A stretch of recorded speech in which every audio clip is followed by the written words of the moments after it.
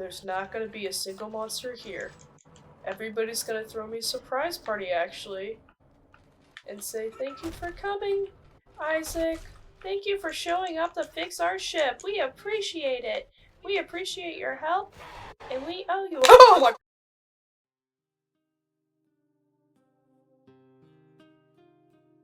Hello, everybody. This is gonna instantly date the episode coming out, but I hope we're enjoying the December weather, cause I'm not. I fucking hate this cold. I feel like an old man. I get joint pain walking to and fro. Anyways, hello. Welcome to Surviving This Horror. It's a podcast where I rant about horror video games and why they're epic and cool and why I like them a lot, basically.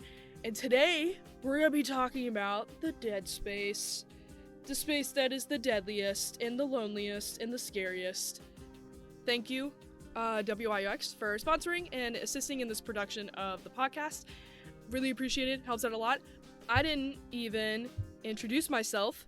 My name is Lily, and I'll be your host through this scary space journey that we'll be going on today. I didn't even explain what the fucking podcast is. My bad. Surviving This Horror is a podcast, not only of, like, a space where I like to talk about horror video games. Each episode, I'll be talking about the timeline, the legacy, the cultural impact, and other stuff about a specific horror game. That's what I'm going to do with Dead Space. So to get right into it, Dead Space was a game developed by Visceral Games and published by the naughty EA. EA Sports. It's in the game. You kind of forget every now and then, especially in this day and age, that EA publishes games besides sports games.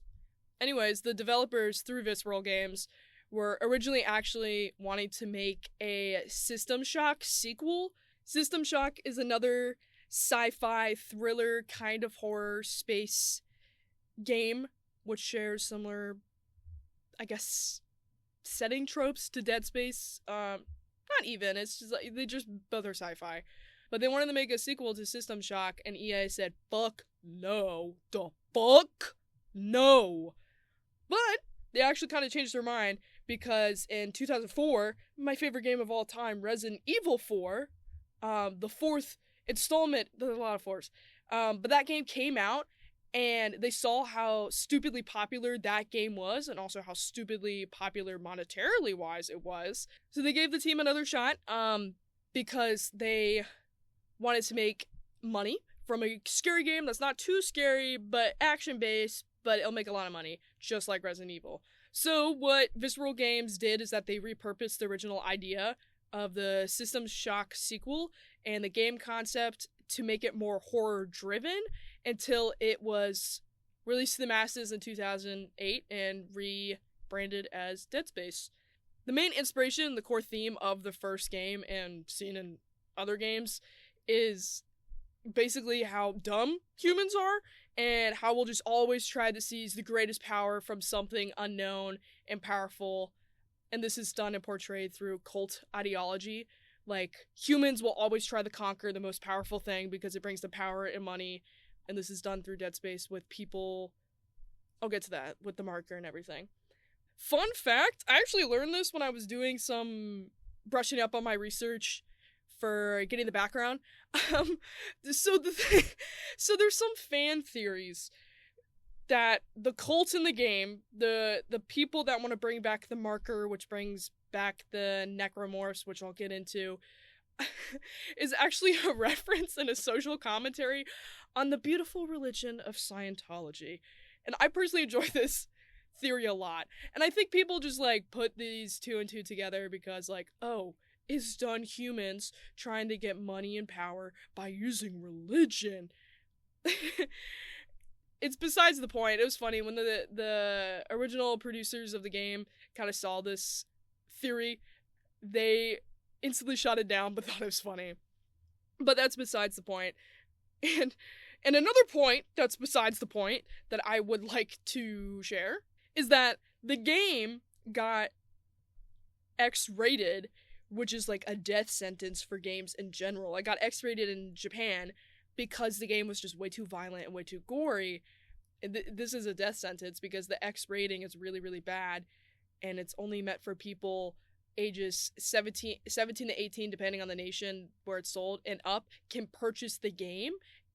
I mean, like, cashiers were not IDing people. Like, when you go to Walmart, they're not gonna fucking ID you for buying GTA 5.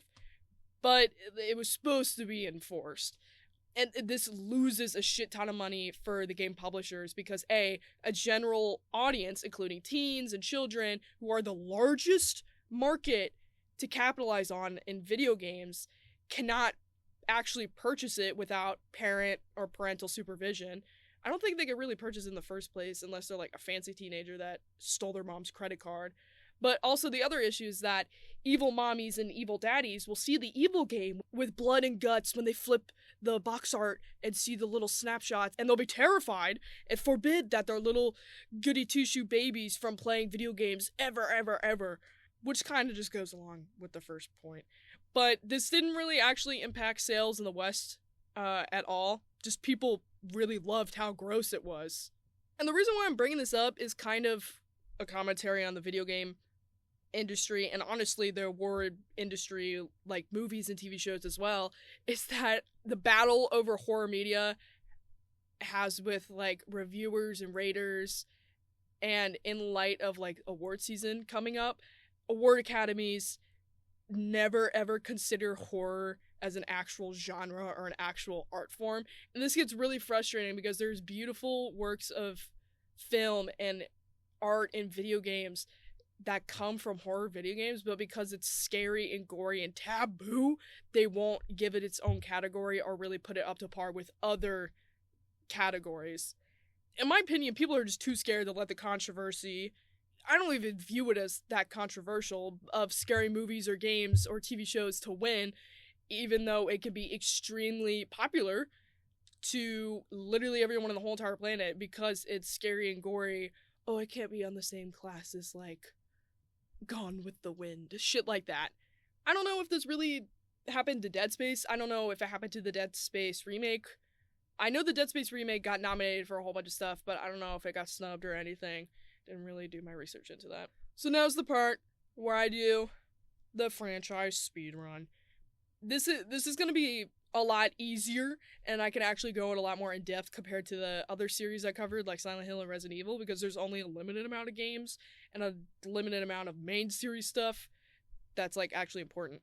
So, like I said prior, 2008, the first Dead Space game came out. So now I can actually talk about what the fucking game is. So the plot of the first game is basically it's very similar, almost an homage to the first Alien movie, basically, where a man and a crew go to a abandoned and decimated spaceship, and little do they know, it's filled with deadly aliens that have been summoned by the I have no mouth and I must scream obelisk called the marker.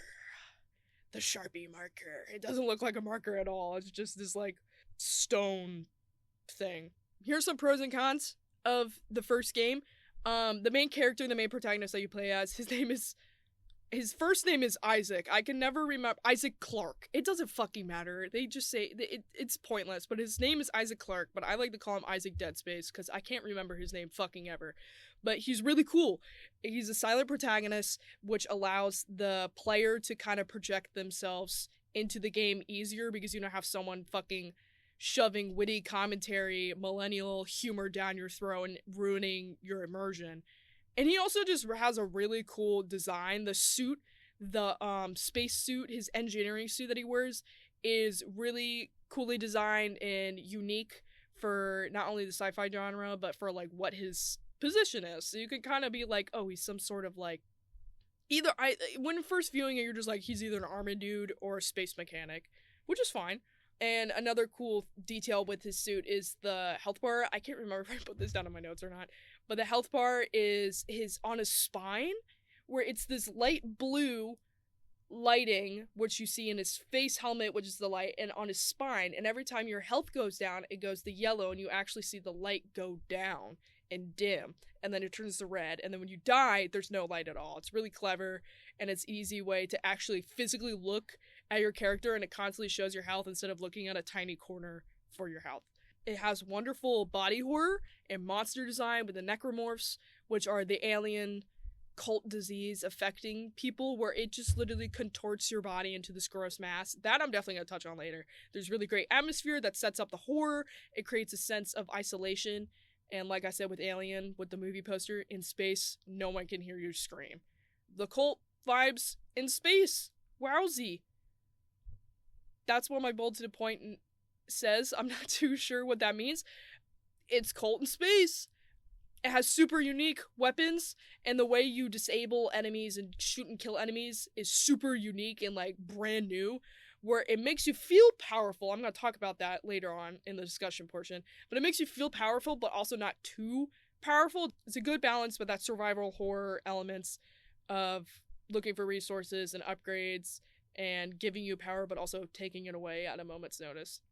There's challenging gameplay, and the gameplay gets harder the more you progress within the game to a reasonable rate, which I think is good. I'm also really bad at video games and really not good at playing them, so I found it pretty challenging on normal mode, but to normal people it's probably like a perfect difficulty.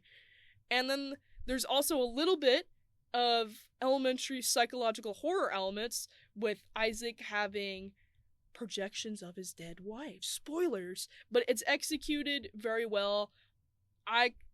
It's executed well. Very well is an exaggeration, but it kind of adds another layer to the horror. There's space, there's body horror, there's psychological and cult horror. And then some cons I listed is that there, even though I was just dick sucking the difficulty, there is at literally the last chapter, there is a huge difficulty spike where it just goes super fucking hard for no reason. And it makes sense story-wise because you're at the marker, you're at the obelisk that you're trying to destroy, so of course it's gonna throw every single monster in the game, mini-boss, at you to try to stop you. But it was really fucking hard for me.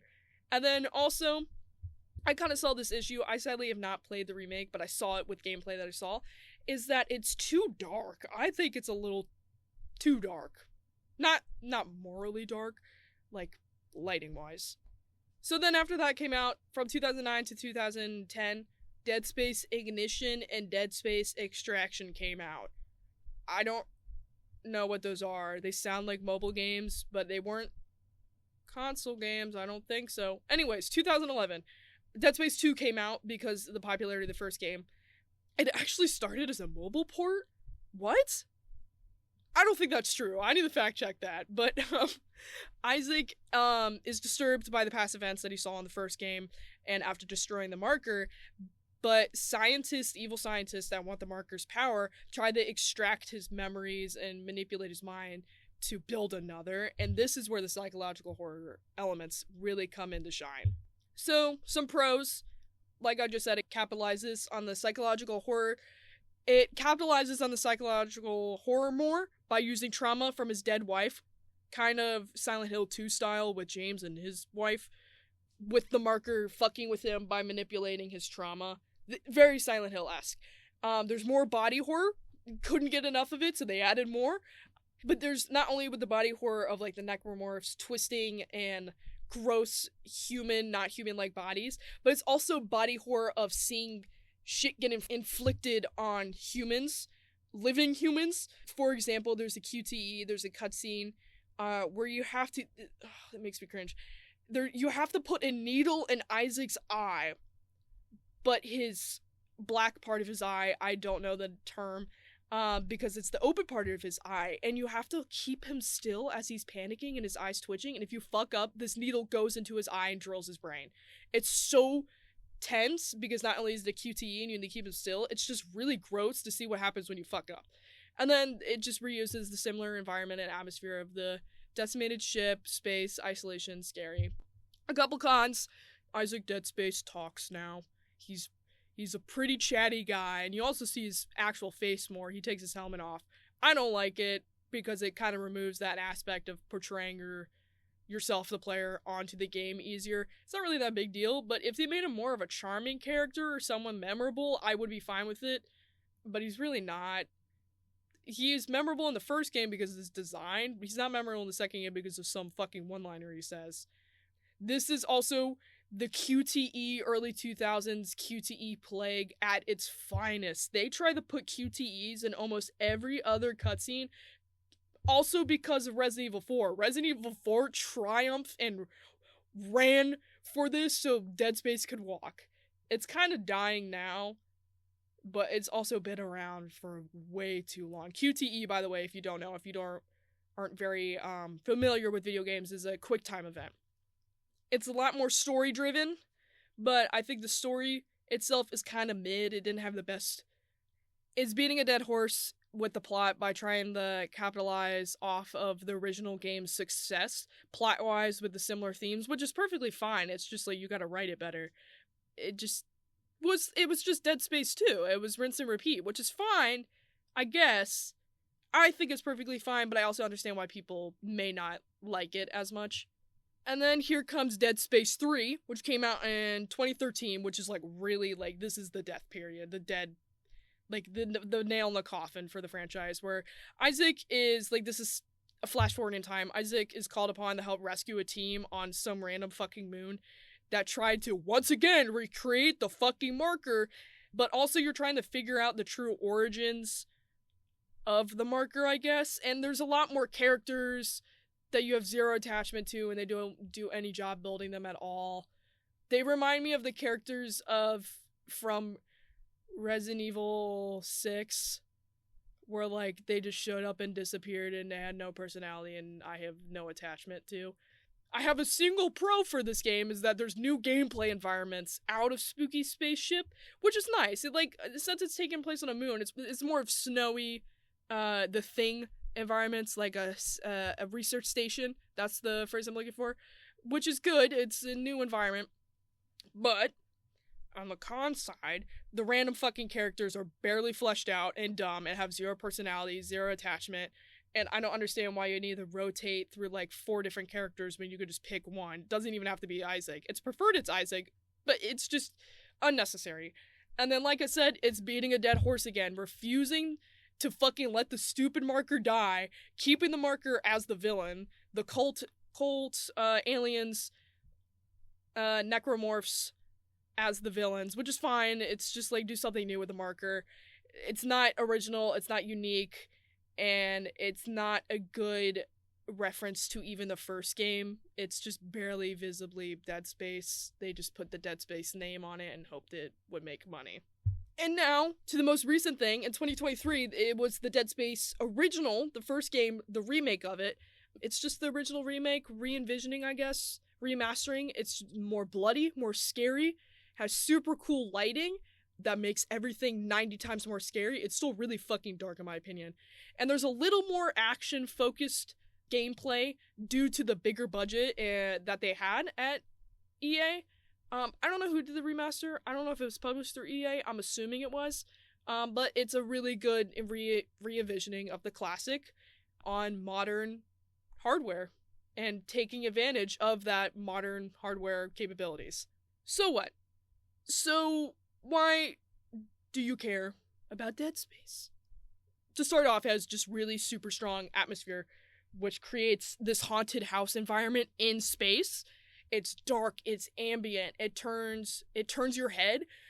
There's really, really good sound design where you're just constantly, your head is constantly on a swivel, because not only is it bending corridors and scary space environment, you don't know where the fuck a sound came from. So you'll turn around and you can't figure out if it's a monster trying to sneak attack you or if it's just like creaks of the spaceship. And this maze-like map with the bending of corners, lots of places for monsters to hide, creates this claustrophobic fear due to the feeling of not only feeling trapped in space, but feeling trapped within the twisting metal environment of the degrading ship. And you're stuck in the ship. You feel this fear at all times. That stress feels like it's compressing Isaac, but also the player. It does a really good job of sci-fi horror. Sci-fi horror is not really my favorite category or subgenre of horror. I think it could be super unique, like in Dead Space, because it's similar to the Alien franchise, because Alien franchise is really unique, with that feeling of isolation and facing the unknown, the incomprehensible horror and threat in space, where no one can easily help you or access you at all, or even know that you died. That it's that fear of being a blip in the universe and facing almost like a Lovecraftian horror That's pretty good. And now to talk about one of my favorite parts, the David Lynch Cronenberg level of body horror and just monster design is so good. It's like when you go see The Fly or The Thing and you see those practical real effects of like boils exploding, limbs coming out of each other, twisting, slow bone cracking. It's so gross, and that's what Dead Space does, minus the practical effects and uses digital effects. But the monsters, the necromorphs themselves, used to be human before the marker had its way, but it twists and bloats and bends and it alters the body, really pushing the limits to what the human body and skin could even do, to the point where it doesn't even look human. It just looks like a parasite or a cursed creature with human skin. It's similar, like I said, to The Thing, where if you haven't seen that movie, to summarize it, an alien infects a human body, and the body becomes so contorted and gross and scary and incomprehensible that stuff you didn't even think that could happen to the human body happens, and you have to kill it somehow. That's so scary, and it's so good to make a really good enemy and to fight, because you don't know what you're looking at. All you know is it's fight or flight, you need to kill it. It does a really good job with cult and cosmic horror, like that space horror I've been saying. Those themes are rooted in the backbone of the overarching plot, with it being the reason that the monsters are occurring and the spaceships are getting abandoned and the people wanting to use its power. Cosmic horror also comes from the sense of like sci-fi horror with aliens, but also making it be incomprehensible, undefeatable force, wanting to control the universe, want to kill you at all costs no matter what. And this cosmic horror, this Lovecraftian horror, is something that humans can't understand. Therefore, it makes people go mad and insane, either mentally insane and they lose their mind, or it makes them go mad and gives themselves to the marker spiritually, mentally, I don't know how it works, and turn into those super bloody, super gross monsters.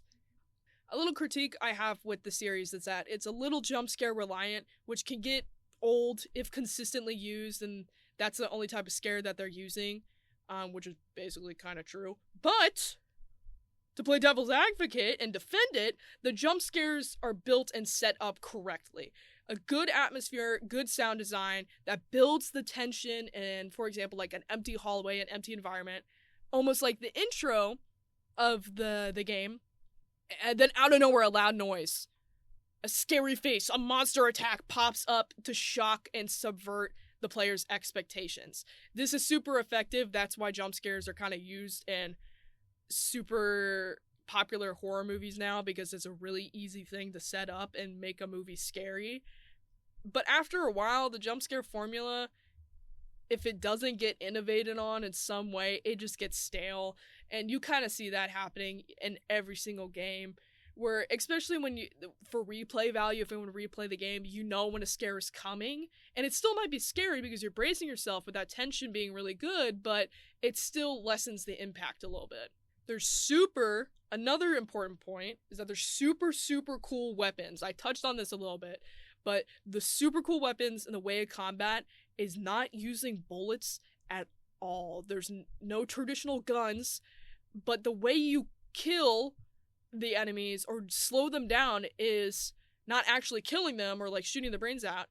It flips the script, flips the norm for gamers, where they're usually usually accustomed to like, okay, headshot kills an enemy flat, chest shot, blah blah blah. But the game actually highly discourages that, not only gameplay wise, environmental wise, but eventually they just tell you directly, which is a little annoying. It kills the fun, but it explains that by the monsters don't die or don't die easily, and headshots will slow you down. Headshots don't kill them or don't do anything, so it'll just slow you down. And this is being told to the player through some texts, mostly cutscenes or visuals in the game, like I said. So let's stop beating around the bush. How do you actually fucking kill things in this game? The weapons are sci-fi and non-traditional, like laser guns, stuff like that, but you have to cut off the limbs or somehow freeze or slow-mo and slow down enemies in order to stop them so you can run and hide and get your tasks done and move on so they can get to an area, so you can get to an area where they can't get you. But you need to cut their limbs off. Some enemies just don't die and you have to slow them down or freeze them, but the way you kill stuff is cutting off their limbs. And that's why the body horror is really gross, because they kind of almost look arachnid-like, spider-like. So you have to cut off their limbs, like plucking off legs of a fucking daddy long legs. Enemies don't die, they don't stay dead, they can only be subdued or slowed from weapons because they have the marker, the cult thing has this medical power of reanimation, of course.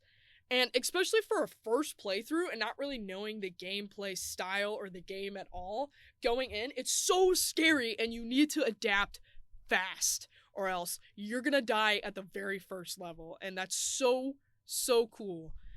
It's a super unique take on survival horror.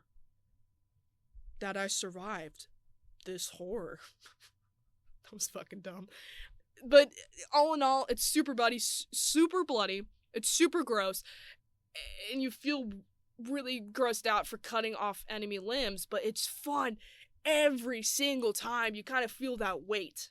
And last thing, they use classic survival horror elements like fetch questing, puzzle solving, adaptive creative thinking, and the whole point of the game, one of the main points of the game is always being on your toes to run and overcome, looking for resources to survive and upgrade your ammo, your health, your armor boost, and so on. However, it uses a new survival horror technique that enemies, like I said, don't die. They get reanimated. But they can be slowed, they can be frozen in time or temporarily stopped, and this changes the way a player routes their playthroughs, their timing, and how they resource and use up their materials, because enemies don't die in the traditional sense. So you might need to go, oh, I froze this guy, but he's not going to stay frozen for a long time, so I'm going to take this hallway, get my thing, and then loop around him so once he becomes reanimated, I don't have to deal with him. That type of thing. Here's a bonus mini horror chat.